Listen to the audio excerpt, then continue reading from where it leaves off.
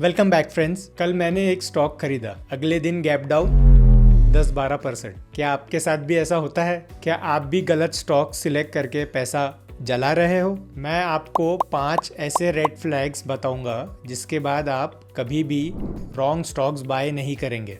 ये वीडियो आपकी stock buying, stock picking बहुत ज़्यादा इम्प्रूव करने वाला है।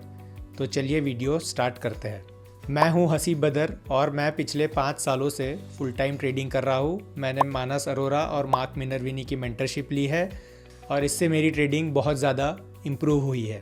तो मैं आपको 5 ऐसे रेड फ्लैग्स या डेंजर साइन दिखाऊंगा जिसे जानने के बाद आप कभी भी रॉन्ग स्टॉक्स नहीं पिक करेंगे। तो मैं आपको पहला रेड फ्लैग या डेंजर साइन दिखाता हूँ।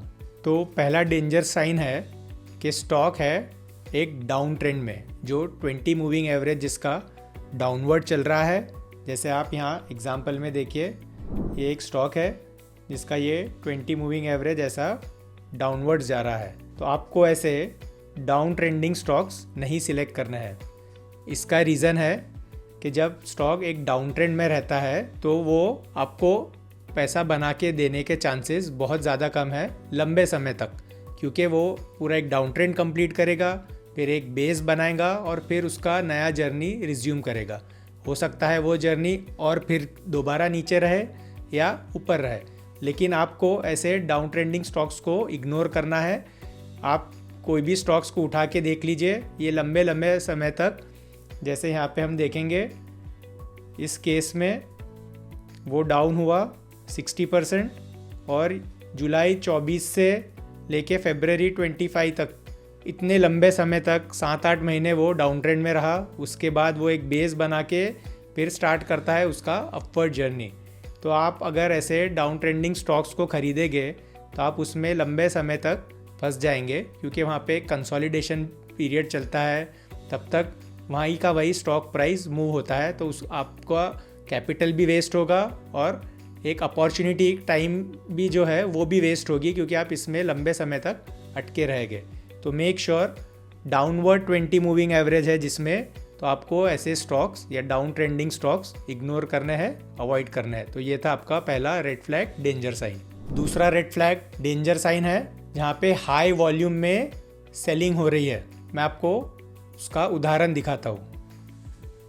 ये देखिए कि ये स्टॉक है जिसमें आप देखिए कि एक तो ये डाउन ट्रेंड में भी है और दूसरा आप यहाँ देखिए ये इतना बड़ा जो आपको ये रेड बार दिख रहा है यहाँ पे, और इतना बड़ा ये एक कैंडल जो बना है, आप इसका वॉल्यूम चेक कीजिए, ऊपर में 56.94 मिलियंस, यानी ह्यूज वॉल्यूम पे, अबव एवरेज वॉल्यूम पे उसका सेलिंग हुआ है। मतलब कोई बड़ा इंस्टीट्यूशन, बड़ा प्लेयर इसको बेच रहा है। तो ऐसे स्टॉक्स को आप खुशी में ऐसा मत सोचिए कि कुछ सस्ते में मिल रहा है। सस्ती चीज़ ज़्यादातर कोई रीज़न के कारण सस्ती है, उसको कोई लेना नहीं चाहता, कोई रखना नहीं चाहता, इसीलिए वो आपको सस्ते के भाव मिल रहा है। अच्छी चीज़ खरीदने पे फोकस कीजिए, ऐसे स्टॉक्स को इग्नोर कीजिए। आप स्टडी कर लीजिए एग्जांपल्स देख के, आपको ऐसे ढेरों एग्जांपल मिल जाएंगे जहाँ पे कुछ बड़े वॉल्यूम के साथ सेलिंग हुई है, तो वो स्टॉक महीनों तक, सालों तक कभी अपने बाइंग प्राइस पे आया ही नहीं है। ये एग्जांपल मैं आपको इंडसइंड बैंक का दिया हूँ। ऐसे आप बहुत सारे एग्जांपल्स चेक कर सकते हैं। तो इग्नोर स्टॉक्स जहाँ पे ह्यूज वॉल्यूम में सेलिंग हुई है। Red flag number 3, danger sign number 3, आपको अवॉइड करने हैं स्टॉक्स जिसके सर्किट 5% पे आ गए हैं। यानी वो 5% सर्किट स्टॉक है, मतलब कि 5% ही दिन भर में ऊपर जाएगा और 5% ही नीचे गिरेगा। उसका रीज़न ये है कि ऐसे स्टॉक्स में आप बुरी तरह फंस जाएंगे। अगर आप बाय कर लेंगे, थोड़े दिन बहुत खुश रहेंगे कि 5% ऊपर जा रहा है, तो उसमें ऐसा होता है कि सर्किट लिमिट में अगर अपवर्ड ट्रेंड में है, यानी अगर बाइंग हो रही है उसमें ऊपर जा रहा है, मतलब उसमें कोई सेलर्स ही नहीं, ओनली बायर्स है। लेकिन वो जब गिरना चालू करता है तो उसमें सिर्फ सेलर्स ही रहते हैं और कोई बाइंग नहीं कर पाता है, तो आप कभी वो स्टॉक से निकल ही नहीं पाएंगे। तो मेन रीज़न ये है 5% सर्किट स्टॉक अवॉइड करने का कि ये एक तो बहुत इलिक्विड हो जाता है और आपको एंट्री एग्जिट का वो फिर मौका देता ही नहीं है। आप एक बार बाय कर लेंगे तो प्राइस ऊपर तो ज़रूर जाएगा, लेकिन बहुत चांस है कि कोई उसको आपसे खरीद ही नहीं पाएंगा, आप उसको बेच ही नहीं पाएंगे। और जब वो नीचे गिरता है तब भी आपको एग्ज़िट करने का मौका ही नहीं देगा। तो मैं आपको उसका एग्जाम्पल दिखाता हूँ। ये देखिए ये एक स्टॉक है पीसी ज्वेलर। ये देखिए आपको 5% स्टॉक्स में ऐसा दिखेगा, ऐसे डैश डैश डैश वाले कैंडल्स बनने चालू हो जाएंगे। वो क्लियर सिग्निफाई करता है कि 5% के सर्किट में वो ऊपर नीचे जा रहा है। तो ये देखिए अगर आपने यहाँ लिया, ये तो अच्छा मूव दिया, अब ये यहाँ ऊपर जा रहा है, फिर नीचे भी ऐसा ही आता है। तो आप ये पीरियड में अगर आपका स्टॉक यहाँ भी था और आप बेचना चाह रहे हैं तो ये देखिए बेचने का मौका ही नहीं देगा। और देखिए ये फिर ऐसा 5% करके ऊपर गया, आप बहुत खुश हो जाएंगे कि बहुत ऊपर चले गया स्टॉक। ये देखिए फिर वो नीचे भी इतना ही तेज़ी से ऐसा आता है। ये देखिए आप, ये देखिए पूरा ऐसा सर्किट करके वो स्टॉक नीचे आ गया। तो आपको एग्जिट करने का मौका नहीं देगा, आप बहुत बुरी तरह फंसेंगे और बहुत पछताएंगे। तो मेहरबानी करके 5% फिल्टर वाले सर्किट स्टॉक्स से बहुत ज़्यादा आप दूर रहिए। तो इसको आप आइडेंटिफाई कैसे करेंगे? मैं यहाँ ट्रेडिंग व्यू में एक QE अल्ट्रा एक इंडिकेटर है, पेड इंडिकेटर है, वो लगा के रखता हूँ। तो मुझे यहाँ पे लिख के आ जाता है कि वो 5% सर्किट में है कि नहीं, या ऊपर में मेंशन हो जाता है। तो मैं आपको जैसा एग्जांपल दिखाऊँ, तो ये एग्जांपल देखिए, मैंने मेरा ये इंडिकेटर ऑन किया है तो मुझे यहाँ 5 लिख के आ जा रहा है ऊपर में। तो मतलब ये यहाँ पे भी दिखा रहा है 5%, ये इंडिकेट कर देता है। तो ये 5% सर्किट में आ गया है ये स्टॉक, तो मैं इसको अभी नहीं बाय करूँगा। अगर आप ये इंडिकेटर नहीं खरीदना चाहते हैं या कोई भी कारण से नहीं खरीद पाएंगे तो आप NSE इंडिया की वेबसाइट पे जाइए और वहाँ पे आपको सर्च में डालिए, तो आपको वहाँ दिख जाएगा 5% वाले इसके सर्किट है कि नहीं, या आपका जो भी ब्रोकर है, जो भी प्लेटफॉर्म यूज़ करते हैं, तो उसमें वो सर्किट लिमिट दिखाता है कि स्टॉक में 5% सर्किट है, 10 है, 20 है। तो ये लेने के पहले ध्यान रखिए कि वो 5% सर्किट में तो है या नहीं है। कोई स्टॉक तो 2% के सर्किट में भी रहता है, तो प्लीज़ उसको इग्नोर कीजिए, अवॉइड कीजिए। 5% या उसके नीचे के सर्किट के स्टॉक्स को इग्नोर कीजिए, अवॉइड कीजिए, ये ध्यान रखिए। फोर्थ रेड फ्लैग और फोर्थ डेंजर साइन जो है वो है don't buy over extended stocks. जो बहुत ज़्यादा रनअप कर चुके हैं वैसे स्टॉक्स आपको बाय नहीं करना है। मैं आपको उसका एग्जाम्पल दिखाता हूँ। ये देखिए, जैसे ऐसा स्टॉक है जिसने ऐसे शॉर्ट ड्यूरेशन में आपको ऐसा वर्टिकल अपवर्ड मूव दिया है। नॉर्मली देख लेना 3-4 दिन में अगर 40-50% मूव दिया है और तो वो स्टॉक हो गया डेड। अगर आप उसको अब बाय करेंगे तो आप बुरी तरह लंबा उसमें फंस जाएंगे। ऐसा समझ लीजिए 10 में से 8 या 9 बार ऐसा होगा, एक आधा कभी चल जाएगा। इसका मतलब ऐसा नहीं कि आपको हमेशा ऐसे स्टॉक बाय करना है।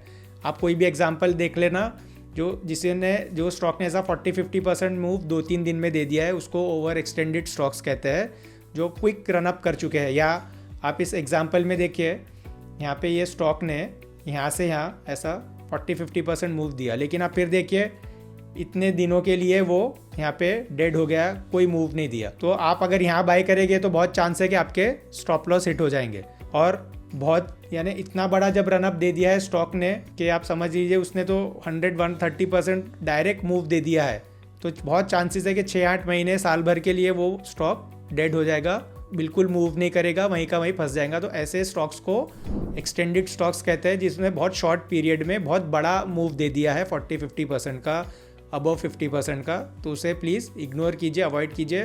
Try to find better stock जिसने एक नॉर्मल लीनियर मूव दे रहे हैं, ऐसे स्टॉक्स को बाय कीजिए, एक्सटेंडेड स्टॉक्स को अवॉइड कीजिए। और जो फिफ्थ रेड फ्लैग है, डेंजर साइन है, वो है अर्निंग्स या रिजल्ट जब अनाउंस होता है स्टॉक का, उस दिन तक आपने स्टॉक बाय किया है तो उस दिन उसको होल्ड करके रखना जब आपके पास इनफ प्रॉफिट कुशन नहीं है। मैं आपको एग्जांपल दिखाता हूँ कि मैं क्या कहना चाह रहा हूँ। ये देखिए, ये एक स्टॉक है। अगर आपने अर्निंग्स के दिन इसको यहाँ पे होल्ड करके रखा है और नेक्स्ट डे उसकी अर्निंग्स अनाउंस हुई, तो ये एक बहुत बड़ा रिस्क रहता है कि स्टॉक ऐसा गैप डाउन खुल जाता है। तो अब देखिए, आप तो डायरेक्ट बड़े लॉस में आ गए इसमें। तो आपको मेक श्योर करना है कि आपके पास इनफ प्रॉफिट कुशन है। सपोज अगर आपने ये स्टॉक को यहाँ कहीं बाय किया रहता तो आप ऑलमोस्ट ये ब्रेक इवन लेवल पे बाहर हो जाते, लेकिन अगर आपने यहाँ बाय किया है अर्निंग्स के पास तो ये बहुत रॉन्ग बाइंग है, आप इसमें फंस जाएंगे। और एक एग्जांपल दिखाता हूँ। ये देखिए, ये स्टॉक अगर आपने इसको यहाँ कहीं बाय किया था और अगर आपके पास इनफ कुशन नहीं है तो ये देखिए स्टॉक कितना धड़ाम से नीचे आ गया है अर्निंग्स के दिन। तो ये पहली बात तो क्यों होता है, ये इसलिए होता है कि आपको एक उदाहरण मैं समझाता हूँ कि आप जैसे ज़मीन खरीदते हैं, तो ज़मीन खरीदने का रीज़न हमारा ये रहता है कि हम थोड़ा फॉरवर्ड लुकिंग सोचते हैं कि भाई आगे जाके यहाँ पे कुछ बड़ा मॉल आने वाला है, कुछ रेलवे स्टेशन आने वाला है, या कोई गवर्नमेंट की कुछ बड़ी बिल्डिंग या स्कीम या कुछ तो भी वहाँ प्रोजेक्ट आने वाला है। तो हम एंटिसिपेट करते हैं कि ये एरिया में यहाँ पे शायद बड़ा रोड आएगा, तो हम इधर में ज़मीन ले लेंगे, जगह ले लेंगे, ताकि इन फ्यूचर जब यहाँ पे ये प्रोस्पेक्ट आ जाएगा तो ये इसकी कीमत आज बहुत कम है, ये बहुत ज़्यादा कीमत जम हो जाएंगी, और जब एक्चुअल में वहाँ पे रोड आएगा और प्रोजेक्ट आएगा तो लोग तब बेचना चालू कर दें, क्योंकि वो ज़मीन ऑलरेडी बहुत एप्रिशिएट हो जाती है, उसके रेट्स बहुत ज़्यादा बढ़ चुके रहते हैं। वो टाइम आप खरीदेंगे नहीं, बल्कि आप वो टाइम उसको बेचने को करेंगे, क्योंकि आपको उसका अच्छा एप्रिसिएशन गेन मिल गया। सिमिलरली स्टॉक्स में भी यही होता है कि जब वो अर्निंग्स के पास आता है तो stock market is forward looking, पहले ही सब चीज़ें उसमें प्राइस्ड इन रहती है कि स्टॉक अर्निंग्स के पहले ही एक बड़ा रनअप देता है, क्योंकि इन मोस्ट केसेस बड़े इंस्टीट्यूशन, बिग प्लेयर्स, इंसाइडर्स को पता है कि इसकी अर्निंग्स अच्छी आने वाली है। हमारे जैसे रिटेल ट्रेडर्स, इन्वेस्टर्स को ये सब खबर नहीं रहती। हम क्या देखते हैं, न्यूज़ में देखेंगे कि बहुत अच्छा अर्निंग्स आया, बहुत अच्छा रिजल्ट आया है, मीडिया वाले चिल्ला के आपको बोलेंगे खरीद लो, बेहतरीन रिजल्ट है, ये वो आपको ऑफलोड कर देते हैं ऐसे स्टॉक्स, क्योंकि जब अच्छा रिजल्ट अनाउंस होता है तो वो तो ऑलरेडी प्राइस्ड इन था, लेने वाले को तो पहले ही पता था कि रिजल्ट इसका अच्छा आ सकता है, तो वो रिजल्ट अनाउंसमेंट के दिन तो उसको बेच देंगे अगर वो रिजल्ट एक्सपेक्टेशन इन लाइन रहा जो उन्होंने सोचा था। बहुत रेयर केसेस में ऐसा होता है कि उन्होंने जो सोचा उससे 10 गुना और अच्छा रिजल्ट आ गया तो स्टॉक जंप कर जाएगा, तो प्रोबेबिलिटी कम रहती है। इन मोस्ट केसेस तो इन लाइन रिजल्ट रहता है, तो उस दिन स्टॉक का बड़ा करेक्शन आता है, तो हमको उस दिन बाय नहीं करना है, हमको रुकना है, हमको देखना है कि ठीक है उस दिन करेक्शन हो जाने दो, दोबारा वो मौका देगा, फिर आपको उसको बाय करना है। और अगर ऑलरेडी बाय करके रखा है तो मेक श्योर कि आपके पास इनफ प्रॉफिट कुशन है कि अगर वो बड़ा डाउनफॉल आया है तो आपको उसमें बड़ा नुकसान ना हो। तो आपको अर्निंग्स के 1-2 दिन पहले या अर्निंग्स डे के दिन अनाउंस होने के पहले आपको स्टॉक को नहीं लेना है, और न्यूज़ सुन के, अर्निंग्स पढ़ के, देख के कि बहुत अच्छी अर्निंग्स आई है, बाय नहीं करना है, क्योंकि ऑलरेडी सब चीज़ें प्राइस्ड इन रहती है और स्टॉक्स उसके बाद अर्निंग्स के बाद गिरते हैं, जैसा मैंने आपको एग्जांपल समझाया। तो जल्दी से हम समराइज़ कर लेते हैं कि हमने क्या क्या देखा। आपको डाउन ट्रेंडिंग स्टॉक बाय नहीं करना है, उससे दूर रहना है। आपको ये स्टॉक्स अवॉइड करने हैं जिसमें बहुत बड़े वॉल्यूम में सेलिंग हुई है, वो स्टॉक से दूर रहना है, उसे इग्नोर करना है। यानी मिलियंस ऑफ वॉल्यूम में जिसमें सेलिंग हुई, बड़े रेड कैंडल्स बने वॉल्यूम में, वो स्टॉक्स बाय नहीं करने हैं। आपको 5% सर्किट वाले स्टॉक या उससे नीचे के सर्किट वाले स्टॉक को इग्नोर करना है। आपको ओवर एक्सटेंडेड स्टॉक जो बहुत छोटे टाइम में बड़ा रनअप दे दिया है, बड़ा प्राइस एप्रिसिएशन हो गया है 40-50% वाला, उसको इग्नोर करना है। और आपको अर्निंग्स की न्यूज़ सुन के स्टॉक बाय नहीं करना, अर्निंग्स के एक दिन पहले, अर्निंग्स डे के दिन एग्जिट कर देना है स्टॉक को अगर आपके पास इनफ प्रॉफिट कुशन नहीं है, और आप दोबारा स्टॉक को अर्निंग्स के दिन बाय नहीं करेंगे, मैटर सेटल हो जाने दीजिए, फिर आपको दोबारा मौका देगा। तो आपको ये 5 रेड फ्लैग्स, डेंजर साइन आपकी बाइंग क्राइटेरिया में लाइए, इसे देखिए कि ये अगर ये रेड फ्लैग कोई भी है आपके लिस्ट में तो आप ऐसे स्टॉक्स को बाय नहीं करेंगे, इसे इग्नोर करेंगे। इससे आपकी बाइंग इसलिए इम्प्रूव होगी क्योंकि आप रॉन्ग चीज़ें नहीं करेंगे, तो आप कभी गलत स्टॉक नहीं ढूंढेंगे। आपको जो मिलेंगे वो अच्छे प्रोबेबल स्टॉक्स मिलेंगे जिसमें पोटेंशियल है, प्रोबेबिलिटी है ऊपर जाने की। तो इस तरह से आपकी बाइंग बहुत ज़्यादा इम्प्रूव हो जाएगी। अगर आपको ये चेकलिस्ट अच्छा लगा तो कमेंट्स में मेंशन कीजिए, और याद रखिए हम हमारा नसीब खुद बनाते हैं। Thank you.